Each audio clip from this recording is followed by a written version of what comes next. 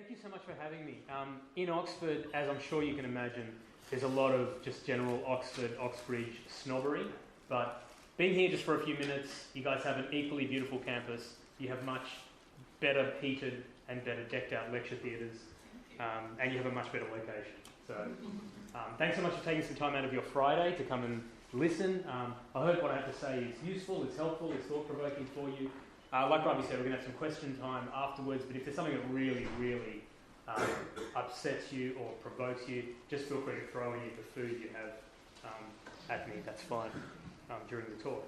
So, does evil disprove God? Well, I don't think it does, but I think there are some good reasons behind that, and quite often we find ourselves, Christians, non-Christians, people of other faiths as well, standing around just kind of beating each other with our scriptures or with our presuppositions or with our assumptions. So I'd like to just open up a little today this idea of evil, our understanding of it, and it as a reality. And I think today, especially on Armistice Day, Remembrance Day, as we look back to, yes, the First World War, but also all subsequent wars and beyond the First World War into human history, we just see so many examples, and even today we see it, of what we would consider to be evil perpetrated by human beings against other human beings. So this is a real thing. Today we remembered it, but it's something that's on our minds and on our hearts, in our families, in our lives, in our communities, every day.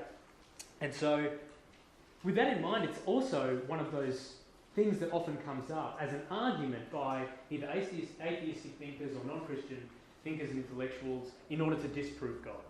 And so I think it's really important to think about it, to talk about it.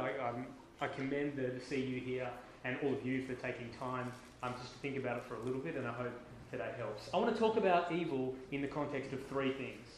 Evil as a counter to the existence of God, evil as a pointer to the existence of God, and evil as a question to you and me as individuals. So evil as a counter to the existence of God. When evil is used to put forward this argument that evil can actually potentially disprove God, it's used usually in a philosophical sense based on a series of premises or statements or assertions that we talk about in philosophy. And there's usually 5 of them. The first is that if God exists, that he's omnipotent or all-powerful and he's perfectly good.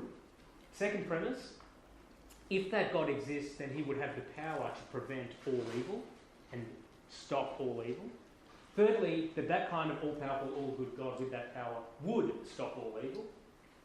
Fourthly, but there is evil in the world. And so fifthly, the conclusion, therefore there is no God. Now, all of those assertions seem to make sense. There seems like a logical progression. The problem is the third premise. The premise that if there is an all-powerful, all-good, all-loving God that could stop all evil, that he would stop all evil. In philosophy, we call that a statement of induction. Induction is not necessarily a bad thing or a false thing, but it does take a little bit of a leap. It takes statements or assertions that are true and then makes a little bit of a jump to what seems to logically follow. The thing is, though, inductive statements don't necessarily follow. They just seem to logically follow. So I think there are lots of ways of rebutting why premise 3 is not true. Why, in fact, if there was an all-loving, all-powerful God, as the Christian faith posits there is, and many other faiths posits that there is, that he would necessarily deal with and stop and prevent all evil. Now, there are lots of arguments for this. We can get into this in Q&A if you like, and I'm going to stick around afterwards so we can talk further. There's also a discussion group on Wednesdays where you can come and look into and go deeper into all of these arguments. But I just want to share 2 of them with you, 2 that I think are reasonably compelling. The first is the possibility for God and evil to coexist. Just how can these 2 things coexist? An all-good, all-loving, all-powerful God and evil, this thing that is so bad and so nasty and so hated and causes so much pain and anxiety and suffering. How can they coexist? And I think a useful way of thinking about it is, and please forgive me as a lawyer and a political scientist and a philosopher here, speaking to a bunch of people that know a lot more about the laws of thermodynamics and heat energy than I ever will. But I think a helpful way to think about God and evil coexisting is to think about heat energy. So when something is hot, conventionally known or deemed to be warm or hot, it's considered to have a property of heat energy, a certain set of characteristics in its molecules and how they're behaving that constitutes heat energy. But when something is very, very cold, correct me if I'm wrong, but my understanding is that we don't talk about that thing as having cold energy as such. We just talk about it as having an absence of heat energy. Sure, there's some energy in it, but what is considered to be coldness is actually just an absence of heat. And the extent to which there is that absence of heat is the extent to which we conventionally understand something to be cold. In the same way, evil, in comparison to God, in the context of God, is simply an absence of God. If God is perfect goodness and God is perfect love, then evil is just an absence of that. It's not in and of itself an active, positive entity, except in relation to God. And that's how it coexists alongside God. It's the absence of God is evil. And we see this in the moral posture of humankind. When we shut God out, the more we exclude God, we see the room for and the philosophical basis for and the logical outworking of evil. Perpetrated by human beings, felt by human beings, acted out by human beings, lived by human beings, most often against each other. So that's the first reason, that God and evil can actually coexist if you think of evil as an absence of God rather than its own separate fundamental entity.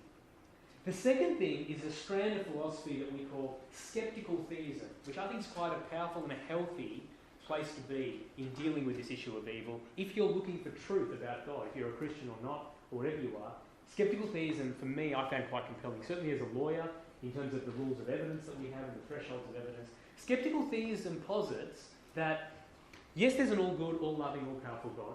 Yes, evil exists. And so in some sense, that all-loving, all-powerful God is allowing it to exist. Sure, you can say they coexist, but he's still allowing the evil to happen. He's not intervening to stop it happening. Why? Skeptical theism answers that question by saying that there may well be good reasons, moral, rational, valid reasons, why God allows some evil to occur some of the time. But just because we don't know what those reasons are, or we can't see what those reasons are, it doesn't mean that those reasons don't exist. So if you think about a garage, if I open the garage, there's no car in there, there's just some shelves, some suitcases perhaps around the edge, some drills, some tools, what you normally find in a garage except for a car. And I said to you, there is a tiger in the garage. There's a big 200-pound Sumatran tiger in the garage. If you looked at that empty garage, you would have reason to validly, rationally believe that I was lying or I was deluded. But certainly that there was no tiger, because you can't see a tiger in the garage. So it makes sense that the tiger doesn't exist in the garage, as I've said it does. But if I was then to say to you, there's a spider in the garage, and similarly to the tiger, you couldn't see the spider. It wasn't standing in the middle of the garage waving at you. It's still quite possible that that spider exists. It could be in one of the cracks, it could be in one of the shelves, it could be in one of the boxes, it could be just out of your vision. The fact that you can't see the spider doesn't necessarily warrant the conclusion that the spider doesn't exist in the garage. In the same way, it may well be that there are reasons for some of the evil that God allows that we don't know, that we can't see. But just because we can't see them with our human faculties, we can't sense them, we can't understand them, we can't perceive of them logically and deductively in our minds, doesn't mean that it doesn't exist. So that's skeptical theism. So I think there's a couple of powerful, in my view, powerful counters to how evil and God can coexist, and how premise 3, what I talked about, that if God was all-powerful and all-loving, he would prevent all evil, why that premise just doesn't hold philosophically. So then we move on to evil as a pointer to God, because I actually don't think it's just the case that evil doesn't disprove God. I actually think that it points to it. I don't think it proves in and of itself God's existence. I don't think it proves the validity of the Christian worldview in and of itself. But I think it certainly points to God. And here's why. Even for me to be here, for these guys to have chosen this topic, and for you guys to have turned up, there's an understanding that evil exists. That evil exists as a moral normative term. There are things out there that we consider as right-thinking people that are evil. Things like the rape of children or sexual assault or the torturing of innocent people, the torturing of anyone for that matter, and so forth. We can consider these to be evil. And yes, we argue around the margins, and moral progress and moral regress is a thing. But broadly speaking, we're here because we think that there is such a thing as evil. For that to be the case, there also has to be such a thing as good. And for those two to be the case, we need an objective moral reference point against which to determine what's good and what's evil. If we don't have an objective moral reference point, then what's good and what's evil is just a matter of preference. Do you like loving your neighbours? I like eating my neighbours. What's the big difference? You love them, I eat them, everyone stays out of each other's way and everyone's happy, except probably my neighbours. So for us to be able to make moral claims and moral judgments, like rape is wrong, murder is wrong, eating your neighbours is wrong, We need some external reference point against which to say what is wrong and what is right. All that the theist says, all that the Christian says is that that source of moral law that we all seem to have in our hearts in some regard, the source of that moral lawgiver, we just call that God. That's all it is. It's the objective reference point from which we draw our morality. If we went to a country that none of us had ever been to, we all went as a big group, and as soon as we got there, we just saw everyone carrying a red basketball. Different sizes, different weights, maybe even different textures, but everyone was carrying a red basketball in that country. Apart from it being weird, what we would be able to deductively conclude, or at least infer, is that there's something going on here with red balls in this country. Either some guy's making them and selling them, either these people just really like red balls, either there's some kind of presidential decree or statute mandating that everyone has to carry a red ball, but there's some commonality, common source, common thread to explain why everyone's carrying a red ball. It's unlikely that they're all coincidentally carrying them for completely different reasons, having got them from completely different places. There's red balls having been made for completely different purposes and by different people. That's unlikely.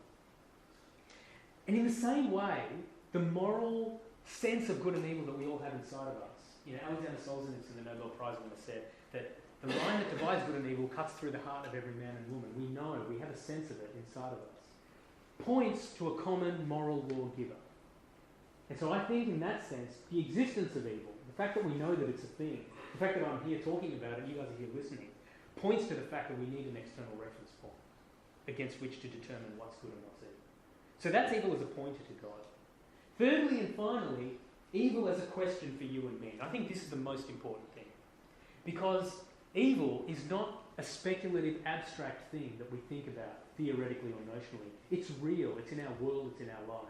It's a reality that we have to deal with. So just like the British weather or taxes or President-elect Donald Trump, these are realities that we're all going to have to deal with and live with. Evil is one of those things.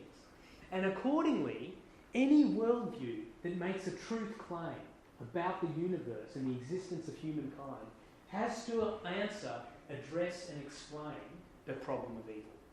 It's not just Christians that have to explain the problem of evil.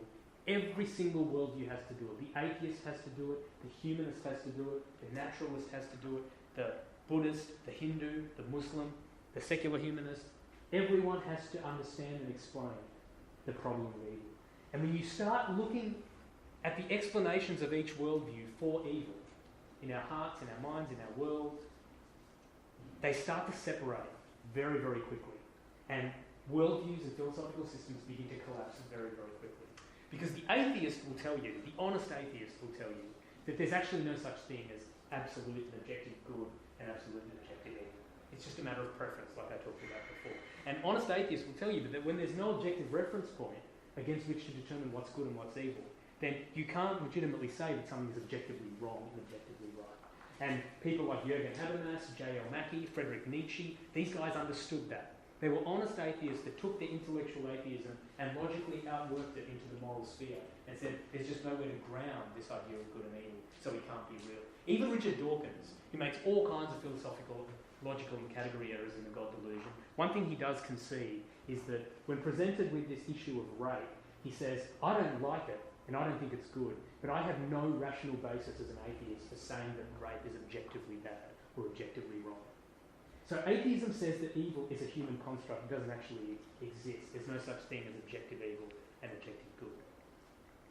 The Hindu from around the subcontinent where I'm from originally, the Hindu will say that it's all karmic, that it's all the samsara. That evil, any evil that happens to you is your fault. From a previous life or from this life. It's just the circle of life just coming back around to get you. And you deserve whatever evil you have to suffer. The Muslim will say that evil is there and suffering is there, but it's all Allah's will. There's no connection. There's not even a karmic connection necessarily. Because evil is just something that happens, and everything that happens is Allah's will, therefore evil is just one of those things. The pantheist or the Buddhist or the Eastern philosophical thinker will say, yes, evil happens, but it's not the problem, you're the problem. You need to transcend the human physical universe. The problem with evil is that you're too bound up with all of these emotions and human weaknesses like love and evil and success and gratitude and mercy and pain and suffering and all of those things. You need to reach nirvana or nothingness. Take yourself out of the game, then you won't even feel the evil. You won't be subjected to it anymore.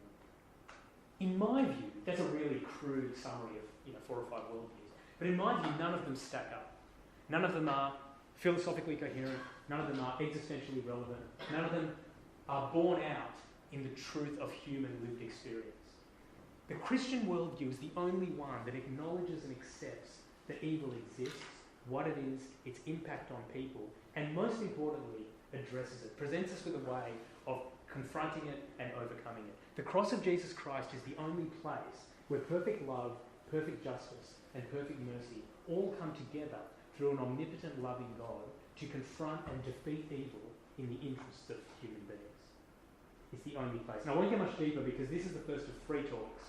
And next week is about culpability and the fault of evil, and the final week is about the Christian solution to evil, or solutions to evil. So I don't want to go in much deeper than that, but I just wanted to share with you some of the reasons why not only does evil not disprove God, it in fact points to God, and from it a really strong argument can be made for the gospel of Jesus Christ and the truth value of the Christian worldview as compared to others. Thanks so much for coming, and thank you for listening.